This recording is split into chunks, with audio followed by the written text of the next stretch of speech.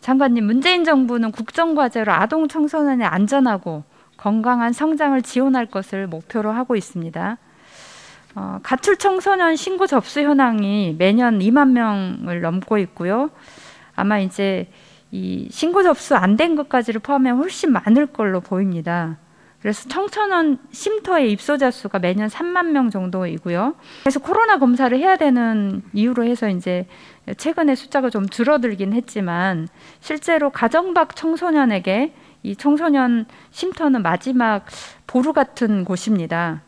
그런데 이제 이 쉼터가 실제 한 10여 명 내외가 지내고 있고요. 24시간 돌봐야 하는데 4명이 이제 상담, 사례 관리 그리고 야간 보호까지 하고 있습니다. 그리고 이제 또 한편으로는 소년법 1호 처분을 받은 아이들은 청소년 회복 지원 시설에 이제 있게 되는데요. 여기는 배치 기준이 2명밖에 되지 않습니다.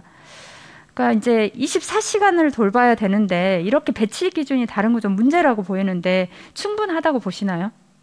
예, 많이 부족합니다. 적정한 인원은 몇 명이라고 보십니까?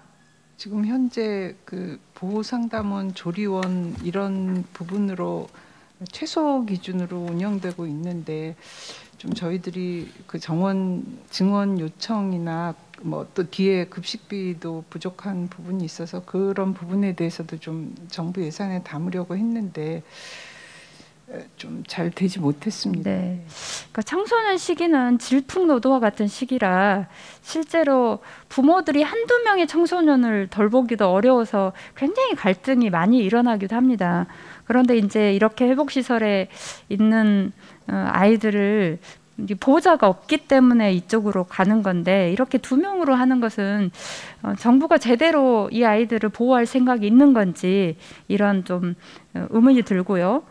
그리고 이제 급식비도 보시면 실제 청소년 쉼터 급식비 단가가 3,500원이고 그리고 회복 지원 시설은 아예 급식비 자체가 없습니다. 그런데 이제 많은 그 청소년 시설 그 외에는 결식아동 급식 단가를 6,000원 이상으로 하라고 돼 있어요. 그래서 이것도 이제 조금 너무 차이가 나는 거 아닌가. 그래서 좀 수준을 올려야 된다고 생각을 좀 하고요. 그리고 이제 또 한편으로는 청소년 쉼터에서 퇴소하는 아이들을 위해서 자립 지원 수당을 주는데 올해 70명 분을 예산을 확보했어요. 그런데 현재 30명만 지급되고 있는데 그것도 기준이 너무 까다로워서 좀 지급해줘야 될 아이들한테 제대로 지급이 되지 못하고 있다라고 이야기를 하고 있어요. 그래서 지급 기준도 좀 변경해야 되는 거 아닌가 이런 생각이 좀 듭니다. 그리고 또 한편으로는 청소년 자립 지원관을 이제 그 운영을 하고 있는데 청소년 자립 지원관 같은 경우 정부의 계획으로 보면 내년이 13개의 기준이에요. 그런데 8개만 반영이 돼 있고 실제로 실태 조사를 했는데도 5개 정도 더 수요가 있었는데도 반영이 되지 않았어요. 이런 부분에 대해서 전반적으로 좀 문제가 있습니다. 왜 이렇게 그 제대로 예산이 반영이 안 되는 겁니까? 예, 의원님 말씀대로 저희 나름대로 많이 노력을 했는데 그리고 또 자립지원관 같은 경우도 이제 균형적인 설치도 필요하고 지역 수요도 있었습니다. 그런데 어쨌든 예산에 충분히 반영되지 못했고 그 아까 자립지원 퇴소 수당 기준 같은 경우도 그 현재 9개월이 최대 보호 기간이고 또 중기 쉼터도 충분치 않아요. 그러니까 이제 연속해서 실제로 2년을 채우기가 어려운데 2년 기준이다 보니까 실제로 정말 지원금 필요한 청소년에게도 지원이 안 되는 상황이라는 거죠. 네. 그리고 이제 또 한편으로는 이제 2년 동안 코로나 때문에 이 청소년 수전 시설이 굉장히 어려웠습니다. 보시면은 해고자가 548명, 휴직자가 562명이고요. 그런데 이제 여기에 그 고용유지 지원금을 받은 사람은 1,110명 중에서 161명밖에 되지 않습니다. 대부분이 이제 이 위탁받은 데는 비영리 법인이 위탁을 받기 때문에 실제로 이 법인에서 차입을 해오거나 그렇지 않으면 이제 무급휴직을 하고 있는 건데 여기 있는 청소년 그 지도사들도 이제 이 다양한 방식으로 국가에서 지원하는 체계에 빠져 있어요. 그래서 이 부분은 어떻게 좀 지원할 수 있을 건지 방안이 필요하고요. 더욱이 이제 청소년들 우리가 학교 안만 생각을 하는데 청소년들이 학교 밖에서 어떠한 방식으로 활동하냐에 따라서 이 청소년들의 미래가 달라진다고 보거든요. 그런 면에서 이런 수련 시설이 문을 닫거나 폐쇄하는 방안이 없도록 좀 이후에 좀 대책을 좀 강구해 주셨으면 좋겠고요. 그리고 이제 청소년 지도사 배치 기준과 관련해서도 배치를 원하는 곳이 있고 배치를 해야 되는데 또 제대로 배치를 안 하는 곳이 있어요.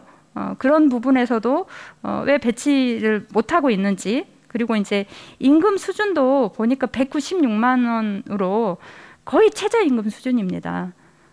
이렇게 낮은 임금으로 더욱이 이제 아시겠지만 청소년들이 학교를 마치고 또는 주말에 활동을 하기 때문에 이 지도사들은 일반 우리 직장인하고 완전히 반대로 활동을 하고 있어요. 정말 청소년들을 사랑하는 마음으로 활동을 하지만 이렇게 낮은 임금으로 일하게 하는 건 과연 우리가 청소년들을 제대로 돌보려고 하는 의지가 있는 건지 이런 좀 의문이 듭니다. 그래서 기획재정부 차관님, 네, 오늘 뭐 답변할 상황은 아니겠지만 전체적으로 보면 여가부가 원체 힘도 적고 그리고 굉장히 작은 예산이에요. 뭐 8억, 뭐 몇 억 이런 정도의 작은 예산이고, 그런데 그 예산을 통해서 우리가 미래의 청소년들을 투자하는 거라고 봐야 되거든요. 대기업에 투자하고 그리고 뭐 다양한 곳에 우리가 투자를 하지만 이 청소년들에 투자하는 것에 우리가 너무 인색하진 않은 건지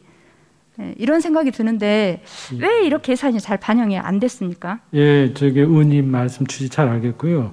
상대적으로 우리 여가부의 소관에 있는 청소년 지원 시설의 어떤 인원이라든지 인건비라든지 운영비가 상대적으로 있지 않습니까? 좀 낮은 건 사실입니다. 그래서 저희들이 여기 한 몇 년 계획을 세워가지고 지속적으로 저희들이 좀 올려가고 있습니다.